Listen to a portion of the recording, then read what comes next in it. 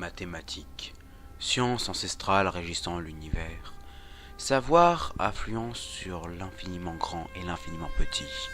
Aujourd'hui, nous allons parler de la factorisation.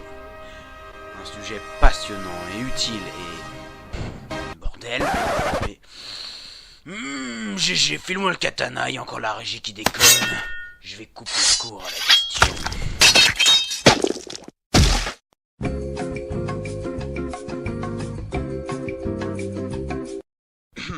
Je disais donc, d'après Wikipédia, en mathématiques, la factorisation consiste à écrire une expression algébrique, notamment une somme, un nombre, une matrice, sous la forme d'un produit.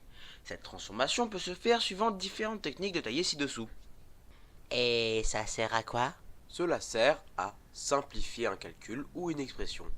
Bon, maintenant que c'est dit, comment qu'on fait? Pour factoriser, il y a deux moyens possibles. Les facteurs communs ou l'identité remarquable. Billy, viens là! On a marre tes vannes de merde!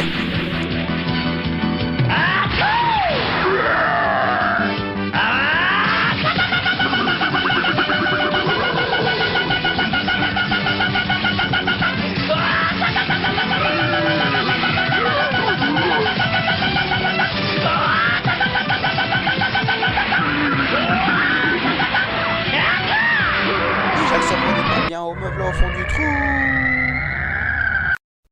Les identités remarquables, les voici. A plus B au carré, A moins B au carré, et A plus B facteur de A moins B. En développement, ça donne ceci. Vous pouvez observer que dans les deux sens, cela permet de factoriser ou de développer. C'est comme un transformer. Prenons un cas concret. Par exemple, dans cette expression, on remarque que 2x au carré plus 12x plus 9 a la même forme que a au carré plus 2ab plus b au carré. On peut donc en déduire qu'en factorisant, cela donnera 2 plus 3 au carré. Parlons maintenant du facteur commun. Prenons par exemple cette expression. On peut remarquer que 2 plus 5 est présent dans les deux termes. Il suffit donc de le prendre et de le mettre au début.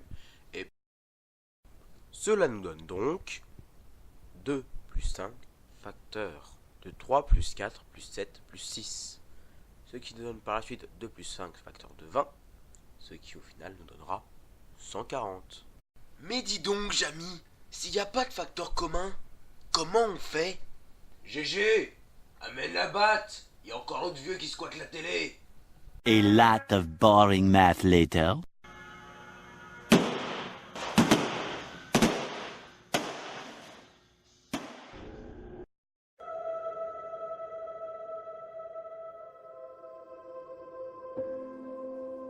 Chaque année, des millions de frettes sont victimes de maltraitance. Pour mettre fin à ce désastre, soutenez-nous.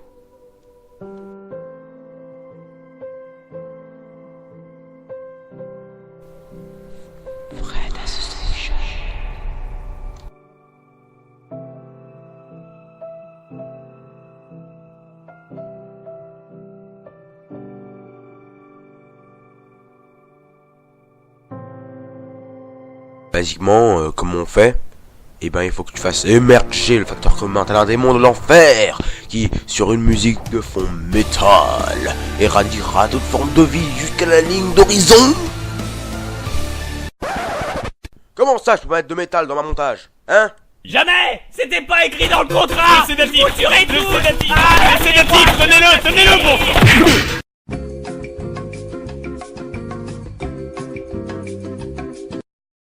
Concrètement, on peut voir que dans l'exemple ci-dessous, il n'y a pas de facteur commun visible.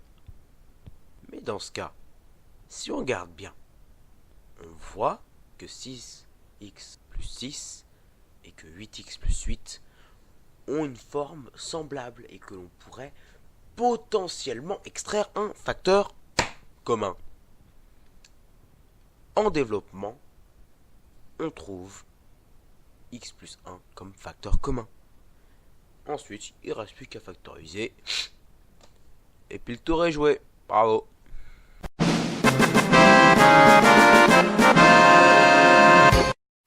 En gros, pour factoriser, il faut poser une question. Y a-t-il un moyen de factoriser? Si oui, on utilise l'identité remarquable et les facteurs communs. Sinon, on développe dans le but de trouver un facteur commun ou une identité remarquable développée.